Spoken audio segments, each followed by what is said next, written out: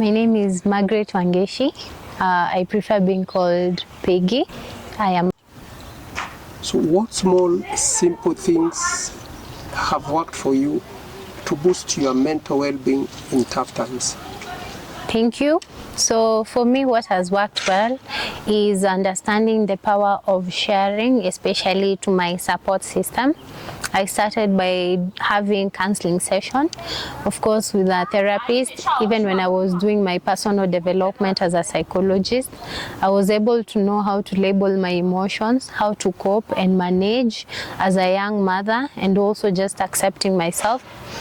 Honestly, my faith has really worked for me. The fact that my journey in prayers and just fellowship has really helped me, and my faith, I can say it has been one of my pillars. I'm also inspired by the kind of work that I do. I was passionate about community work since childhood, and since that's the same line I have took since then, I get inspired every time I work with the vulnerable groups. They give me more strength, and I feel more enabled to support and even come up with better responsive mechanism to support vulnerable groups like teenage mothers. I've also had a pool of mentors, not just in the gender sector, just basically in the human rights sector. I've had a lot of mentorship. I'm also good in applying for scholarships, opportunities. I got a scholarship. I also got fellowships, leadership fellowships, like the Young African Leaders Initiative, which again have inspired me to have a balance on my professional and personal development. And most importantly, my kids, they are my source of inspiration, because they're the ones who make me feel like I need to be stronger and greater every day. In places where access to professional therapy is limited, what homegrown solutions have you found effective? Yeah, I would say one of the biggest challenge is not just professional therapy. Mostly it is safe spaces. When you get safe spaces at the, not just at institutions level, but at even home level, at community level, we have spaces where young women, young girls can go and feel heard and understood, and most importantly, getting support, understanding the stepped care approach, where we can even get basic counseling or psychological first aid for people, for vulnerable people, especially young mothers. That's the most important space. And for me, when I came to learn that, I became passionate about a model called socio-emotional learning that helps people not only from self-awareness to relationship building to decision making to social awareness. Again, this reflects even from the grassroots, from the smallest unit, which is in our homes, our houses, in schools and in institutions, so that we are able to address the pattern of injustices and a lot of perpetrated abuses in our community. And since then, I got an inspiration, and I have a new baby, an organization I just registered called Tajifanisi Development Network, that is going to be a hybrid of case management, family strengthening, and most importantly, career guidance services. Working with teen mothers from an informal settlement scheme here in Nakuru, what mental health challenges do these young mothers face? Well, most of them face a lot of stigmatization and discrimination from the community, and this is first-hand information that I get from the girls. They get secluded by their peers, of course. And another thing is that they say deadbeat, baby daddies, when they're left with their children, and perhaps it was abuse. When in most cases it's a defilement or a rape case, again, it becomes very unbearable for the girls to even heal and recover, which again may lead them in anxiety or even depressive episodes, and most will be diagnosed even with depression. Most become even suicidal. I have had such cases. Personally, I had postpartum depression after getting my baby, which was as a result of not taking care of myself when I was also pregnant because of stress, which affected later on how I could relate with my child. And I have seen many young women even in despair, many young girls who want to give their babies for adoption or even do not have an interest in their children. It's because they were not able to address the root cause since they got pregnant and be able to get help on time. Therefore, they become so overwhelmed, so anxious, and they lack connection with their children, which I've also faced. And this brings a lot of psychosocial issues, including insecure attachment. It brings a lot of depression, and they feel overwhelmed or abandoned. And with that, most of them, you find that their kids are even malnutritioned, their kids go to school late, and a lot of ripple effects just for not getting support. And that's why I was saying, if we could get safe spaces at the grassroots, even with our community structures like the chief barazas, like the Nyumba Kumi, if they're able to understand the kind of challenges, and then we have systemic addresses to address these issues, then we're able to have a community that young mothers can thrive.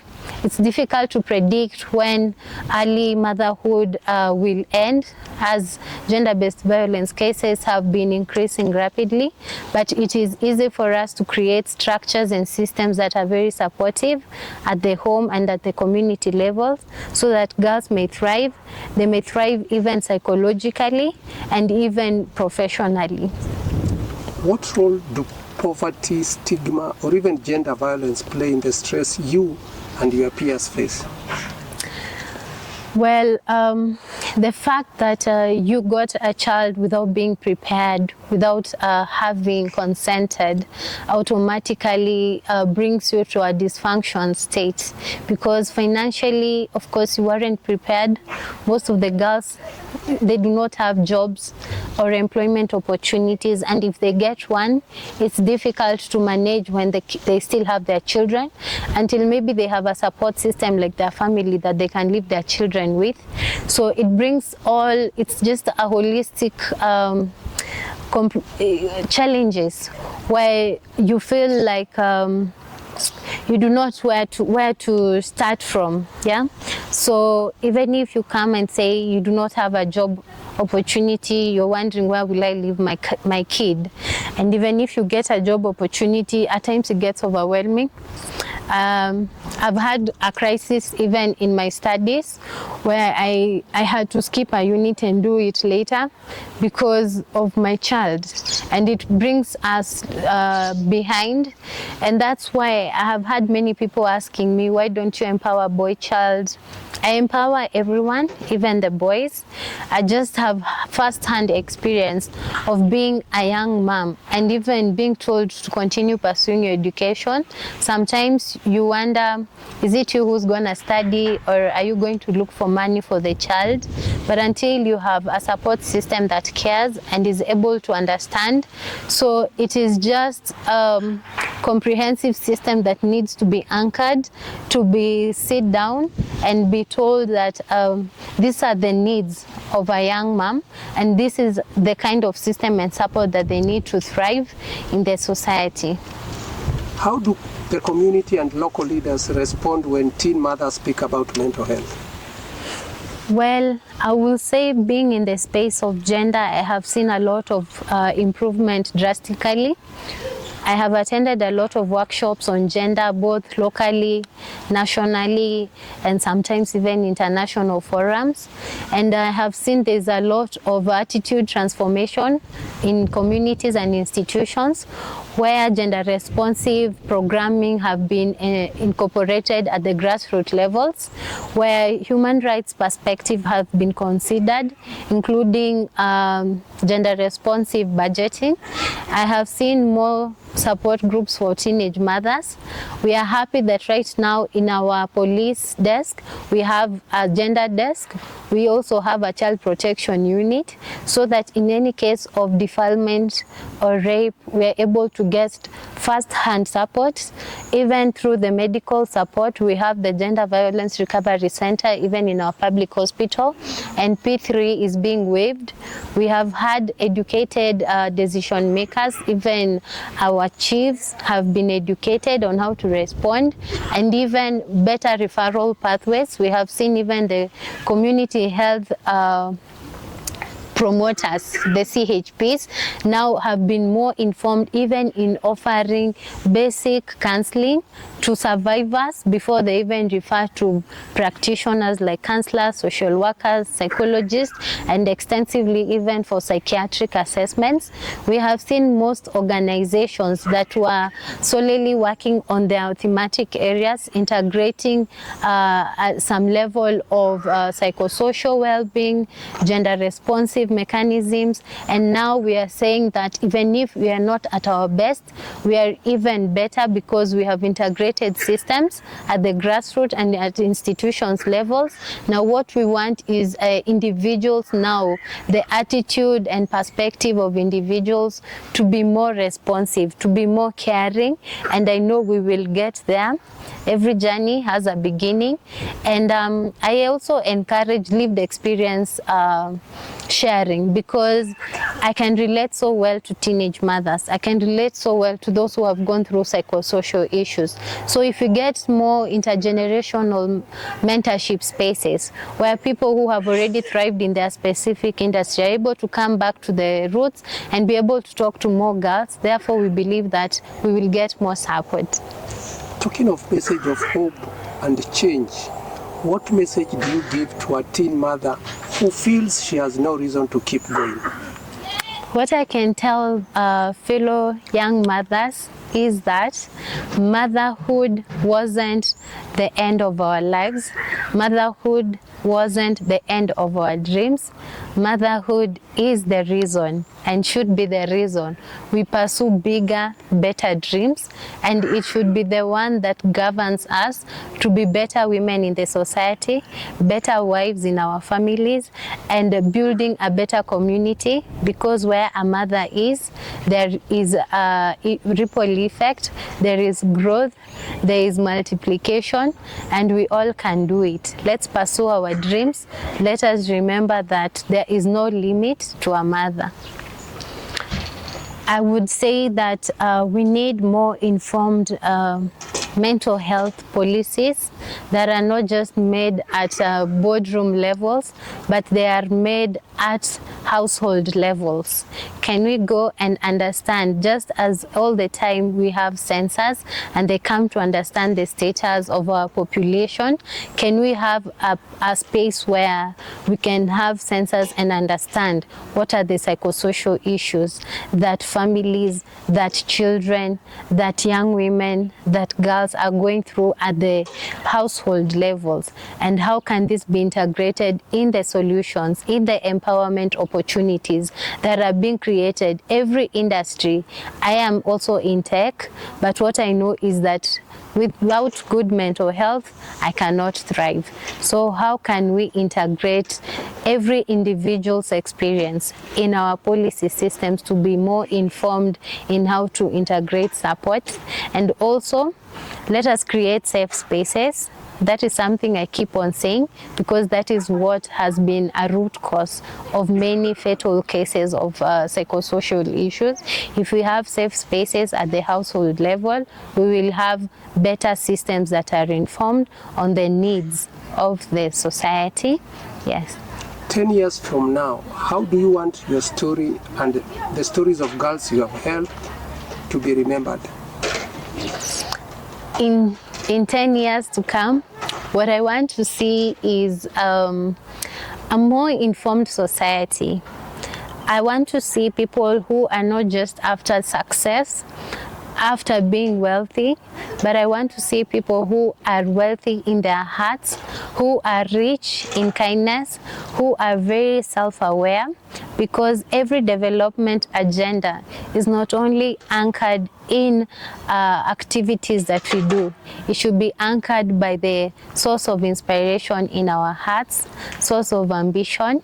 I want to see human-centered approaches that will be the one to govern us, and not us being governed by the emerging opportunities. How has been a mother at a young age at the university change your life, dreams, and priorities? Young motherhood, I will say, especially pursuing my education, changed everything. I came to realize it is not just saying I'm an independent woman. It is me knowing that I can be vulnerable, and also it is okay not to be okay. It was one thing to be a psychologist. I'm also neurodiverse, and I came to realize the interconnection of a lot of things that happen in our lives. And to be honest, it changed my priorities. My social life definitely was affected negatively, but I took opportunity of it to be able to be more supportive to more girls in the society. I changed my priorities to now focus on investment. I even at some point saved and bought a piece of land in the name of, if I do not have any inheritance, I believe if I'm not here today, I will give that piece of title deed for my kids, and they're able to even build a home of their own if I'm not able to do that. I feel like right now I'm not after just wealth, I'm after impact, because I have realized there is so much that I can give to the society than also what I am also receiving. I have become more hopeful in life, because I want to see that day when my kids are going to have a successful life. I'm also more positive and very proactive, because I do not want to suffer. I do not want to be pointed as that single young mom who has not made it in life. And I believe this journey has just started, and a lot is there to get if I keep my hope alive. Talking of keeping your hope alive and your vision, if your child could speak about their future, what do you hope they will say? Their future or mine? Their future. I hope that my kids are going to appreciate the essence of just being alive, being a human being, and most importantly, knowing that their story, how they came to this world, isn't the determinant of how they will be in future, that they are going to be a source of inspiration, because God blessed me with men. I have boys. I'm just hoping they're going to safeguard the society. They're going to safeguard the future mothers. They will safeguard future sisters, and they will safeguard the whole society at large. That this seed of love that I'm planting in them, we will reap prosperity, and we will reap a safer, better future, not just for them, but for the community. Yes.